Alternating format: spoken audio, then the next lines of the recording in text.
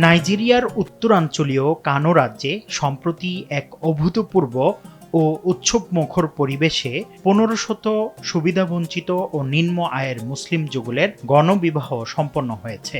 কানো শহরের ঐতিহাসিক আমির মোহাম্মদ সানুসি দ্বিতীয় মসজিদ প্রাঙ্গণে হাজার হাজার মানুষের উপস্থিতিতে এই বিশাল গণবিবাহের মূল আনুষ্ঠানিকতা অনুষ্ঠিত হয়। কানো রাজ্য হিজবাহ বোর্ডের কমান্ডার জেনারেলের সার্বিক তত্ত্বাবধানে সম্পূর্ণ ইসলামী শরিয়া মোতাবেক এই বিবাহ সম্পন্ন হয়। এই আনন্দ ঘন অনুষ্ঠানে কনেরা ঐতিহ্যবাহী লাল হিজাব এবং বরেরা তাদের সাথে ম্যাচিং লাল রঙের টুপি পরে উপস্থিত হন, যা পুরো প্রাঙ্গণে এক অসাধারণ ও দৃষ্টিনন্দন আবহ তৈরি করে।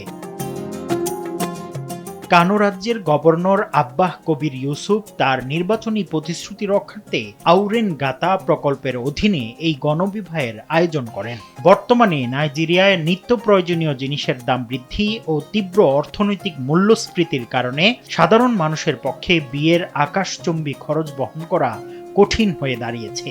এই পরিস্থিতিতে দরিদ্র পরিবারের উপর থেকে বিয়ের আর্থিক বোঝা কমানো, সমাজকে সুরক্ষিত করা এবং সামাজিক স্থিতিশীলতা ফিরিয়ে আনার লক্ষ্যে কানো সরকার এই কর্মসূচির উদ্যোগ নেয়। এই শুভ উদ্যোগে অংশ নেয়া দম্পতিদের মধ্যে এমন অনেকে ছিলেন যারা পূর্বে দেশের বিভিন্ন সহিংস হামলায় তাদের পরিবারের সদস্যদের হারিয়েছেন।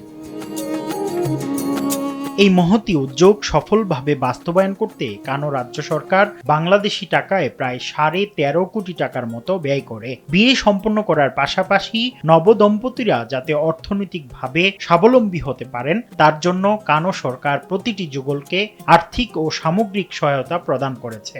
সরকারি তথ্য অনুযায়ী প্রতিটি কনেকে ১ লক্ষ নাইরা মোহরানা দেওয়ার পাশাপাশি ব্যবসা শুরু করার মূলধন হিসেবে নবদম্পতিকে আরও ১ লক্ষ নাইরা স্টার্ট আপ অনুদান দেয়া হয়।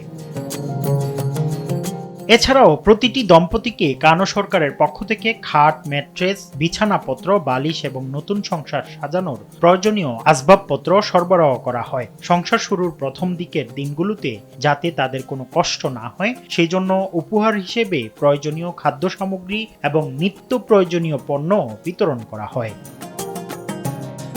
১৫০০ নতুন পরিবারের এই স্বপ্নীল পথযাত্রার মাধ্যমে যেমন দরিদ্র তরুণ তরুণীদের জীবনে এক নতুন আশার আলো সঞ্চারিত হয়েছে, ঠিক তেমনি একটি দারিদ্র্য বিমোচন ও একটি সুশৃঙ্খল সমাজ গঠনে এক অনন্য সামাজিক বিনিয়োগ হিসেবে দৃষ্টান্ত স্থাপন করেছে বলে মনে করেন নাইজেরিয়ার সরকার।